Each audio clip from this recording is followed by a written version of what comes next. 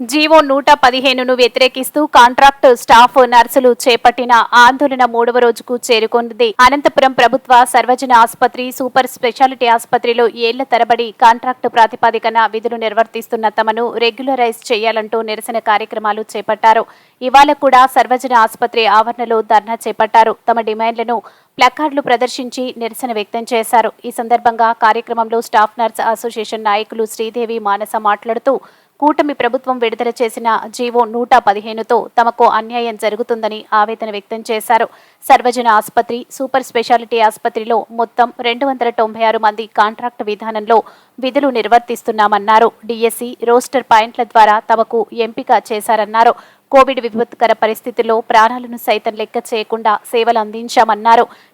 చాలని వేతనాలతో ప్రజలకు మెరుగైన సేవలు అందిస్తున్న తమపై చిన్నచూపు చూడడం తగదన్నారు. తమ ఉద్యోగాలను క్రమబద్ధీకరించకుండా కొత్తగా భర్తీ చేపట్టడం అన్యాయమని ఆందోళన వ్యక్తం చేశారు. ఇప్పుడు ఇక్కడ దీని గురించి మేము ఎందుకు ధర్నా చేస్తున్నామంటే ప్రతి ఒక్కరికి క్షుణ్ణంగా చెప్పాల్సిన దానికంటే అందరికీ తెలిసిన విషయమనే చెప్పాలి. ఇది ఎందుకంటే జియో నెంబర్ 115 ఇది రిలీజ్ అయినప్పటి నుంచి మా మనోవేదన ఎవ్వరికి చెప్పలేనిది, వర్ణనాతీతం, అర్థం కానిది కూడా.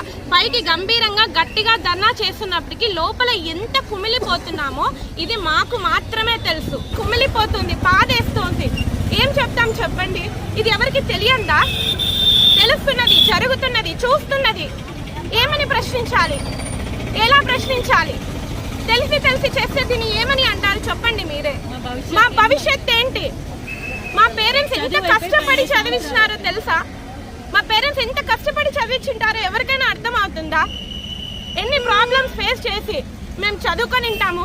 ఎంఎస్సి కానీ, బిఎస్సి కానీ, జనరల్ నర్సింగ్ కానీ, ముగ్గురిని ఒకే క్యాడర్ కిందే స్టాఫ్ నర్స్గా మాకు ఉద్యోగాలు ఇస్తున్నారు. ఈవెన్ మా స్టాఫ్ నర్సెస్లో పిహెచ్డి చేసిన వాళ్ళు కూడా ఉన్నారు. డాక్టరేట్ తీసుకున్న వాళ్ళు కూడా క్లినికల్లో వర్క్ చేస్తున్నారు. యాజ్ ఎ స్టాఫ్ నర్స్గా కాంట్రాక్ట్లో కూడా ఉన్నారు. ఎంఎస్సి కంప్లీట్ చేసి పిహెచ్డి చేస్తున్న వాళ్ళు, పిహెచ్డి కంప్లీట్ చేసుకున్న వాళ్ళు కూడా ఉన్నారు. కానీ మేము కాంట్రాక్ట్లోనే 15 ఇయర్స్ నుంచి 2011 లాస్ట్ రెగ్యులర్ పోస్ట్ రిలీజ్ అయ్యిండేది. ఆ తర్వాత నుంచి మాకు ఒక్కసారి కూడా రెగ్యులర్ పోస్ట్ లేదు. కనీసం 5 ఇయర్స్కి ఒక్కసారి రెగ్యులర్ చేస్తామన్న ఆలోచన కూడా ఎవరికి రావటం లేదు. మేము ఎలా భావించాలి దీన్ని? ఏమని? We are not slaves, we are trains. మా కోసం ఒకసారి ఆలోచించండి. మా బాధని అర్థం చేసుకోమని మేము ప్రభుత్వానికి విన్నవిస్తున్నాం. ఫస్ట్ ఆఫ్ ఆల్ కాంట్రాక్ట్ పద్ధతి ఎవరు తీసుకురమ్మన్నారు? కాంట్రాక్ట్ బేసిక్ కింద పిల్లల్ని ఎందుకు అపాయింట్మెంట్ చేసినారు? పోనీ రెగ్యులర్ చేస్తారు ఒక 5 ఇయర్స్ తర్వాత అనేసి ఆశతో ఆ పిల్లలు ఉన్నప్పుడు ఇప్పుడు అదేమో అంటారు అట్లా నట్టిరిగినట్ల వెంటనే తీసుకొని వచ్చేసి 0115 జీవో తీసుకొని రావడం ఇది ఎంతవరకు సంబంధిస్తాం? అసలు ఈ కాంట్రాక్ట్ పద్ధతే లేకపోతే ఈ బాధలు ఇప్పుడు అవసరం లేదు కదా.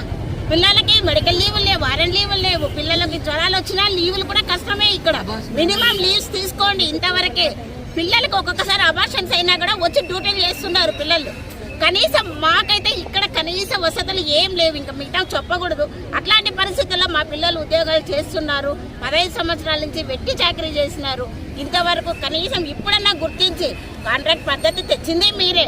ఇప్పుడు మళ్ళా వేరే వాళ్ళకి ప్రమోషన్లు ఇస్తామంటున్నదే మీరే. ఇది ఎంతవరకు సమంజసం చెప్పండి. నేను ఒకటే అడుగుతున్నానండి, కాంట్రాక్ట్ పద్ధతి మీద పిల్లల్ని అపాయింట్ చేసిన వాళ్ళు కంపల్సరీ రెగ్యులరైజేషన్ చేయాల్సిందే. 15 సంవత్సరాల నుంచి చేస్తున్నారు, రెగ్యులర్ చేయాలి. చేసేంత వరకు మా పోరాటము. మా పిల్లలకి వాళ్ళ పోస్టులు వాళ్ళకి ఇవ్వండి. ఇప్పుడు చాలా చోట్ల చాలా మంది ఇబ్బంది పడుతున్నాము. ఎంతవరకు ఉందంటే ఇది ఇప్పుడు కాకపోతే రేపు రెగ్యులర్ చేస్తారు. మాకు వాళ్ళతో పాటు సమాన బెనిఫిట్స్ ఉంటాయి. సమాన పనికి సమాన వేతనం అన్నారు, అన్నీ అన్నారు. కానీ ఏం జరగలేదు, ఇంతవరకు ఏం జరగలేదు. ఊరికే ఇవన్నీ మీకు చెప్పుకోవడానికి దానికి బాగున్నాయి. కానీ పిల్లలైతే అన్యాయం అయిపోయినది, నష్టపోతున్నది కేవలం మా నర్సెస్.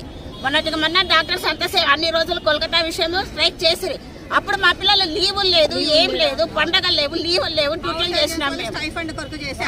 మొత్తం అన్ని పనులు చేసినాము. ఇంజక్షన్స్ చేసుకున్నాము, మా పనులంతా మేము చేసుకున్నాము. డాక్టర్స్ కి పెద్దవాళ్ళకి ఎలాంటి ఇబ్బంది కలగకుండా మా పిల్లలు పనిచేస్తున్నారు.